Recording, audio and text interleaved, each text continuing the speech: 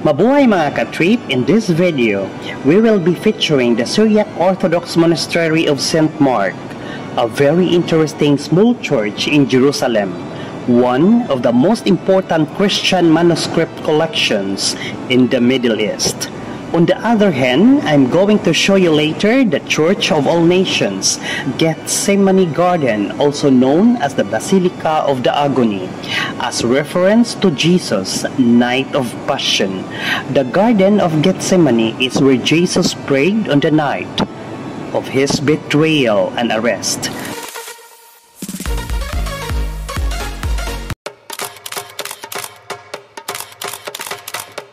People from all over the world will visit St. Mark's Monastery in Jerusalem because it is one of the most important archaeological and religious monuments in Jerusalem. The church also displays a painting on leather of Mary and Jesus. It is said to have been painted by St. Luke. This is one of the oldest archaeological churches that witnessed great historical events, and among these events is the Last Supper. Mark's mother, Mary of Jerusalem, had a house where members of the early church met. It was to this house that Peter went when an angel released him from prison. The Syriac Orthodox believe the Church of St. Mark is on the site of that house, a belief supported by 6th century inscription discovered there in 1940.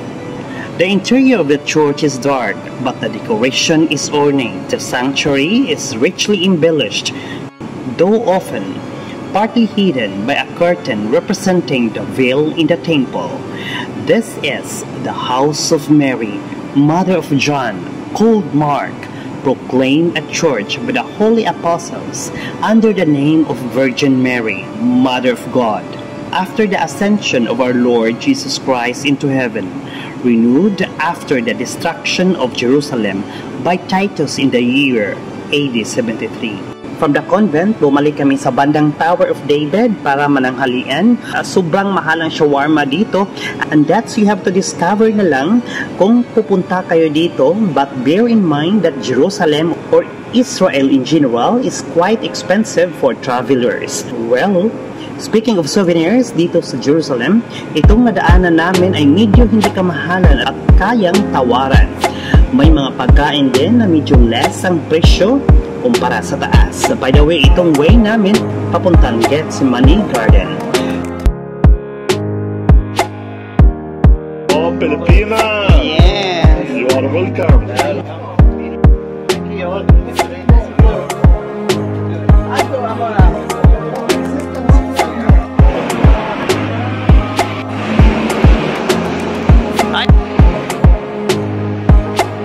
Ito yung sa bila banda. Nakita namin po. Oo, makita. Yan ang Mount of Olives na libingan ng mga Hudyo. Libingan pala yan? Oo, cementerio yan. Cementerio ito mga pare, mga Christian. Church of All Nations. Holy Nations. Bakit mapapasok ba yung mother? Here you can see the Church of the Sepulchre of St. Mary, also Tomb of the Virgin Mary. Is a Christian tomb in the Kidron Valley at the foot of Mount of Olives, believed by Eastern Christian to be the burial place of Mary, the mother of Jesus. Close pagdating namin since naglilinis sila sa loob.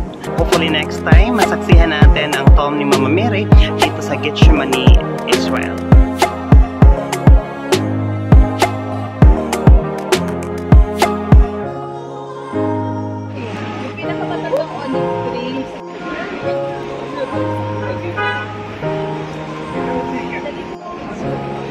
Here we can see the old olives in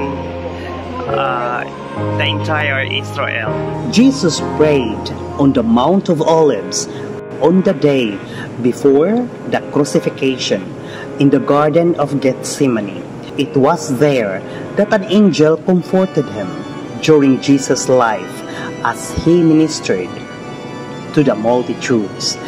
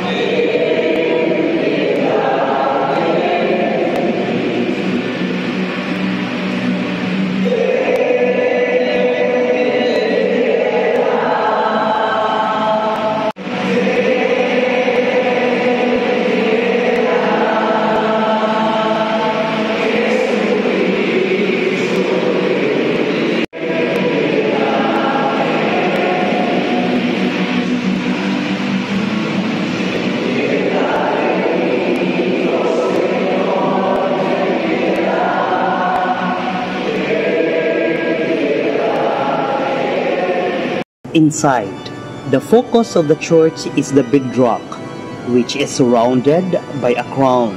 The Church of All Nations' impressive facade features a row of Corinthian columns under a mosaic portraying Jesus as an intermediary between man and God.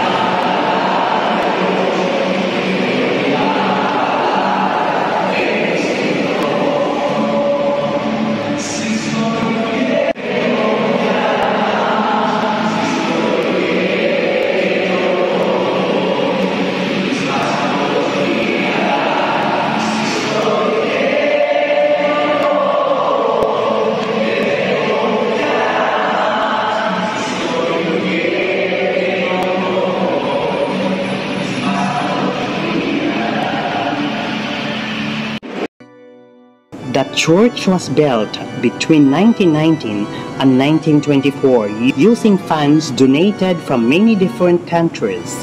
The coat of arms of 12 of the countries from which donations originated are incorporated into the ceiling, each in a separate small dome, and also into the interior mosaics. The church is located at the foot of the Mount of Olives near the Garden of Gethsemane. After the Last Supper, Jesus and his disciples went here, and Jesus withdrew to pray, having full knowledge of his crucifixion.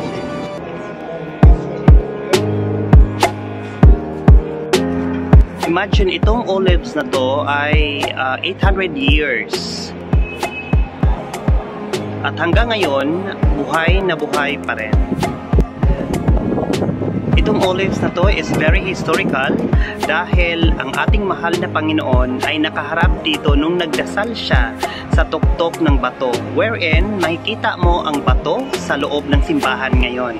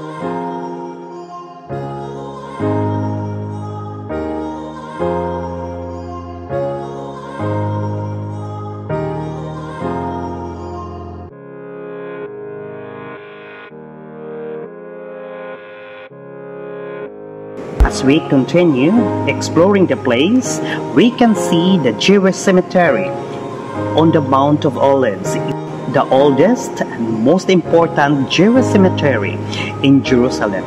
It is approximately 5 centuries old, having been first listed from the Jerusalem in Islamic wall in the 16th century.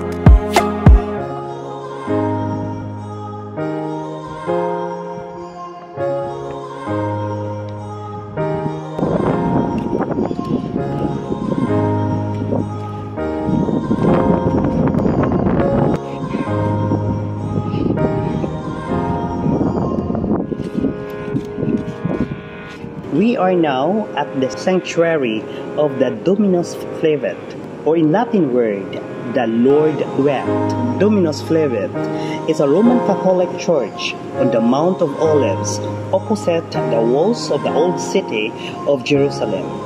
During construction of the sanctuary, archaeologists uncovered artifacts dating back to the Canaanite period, as well as tomb from the Second Temple and Byzantine eras.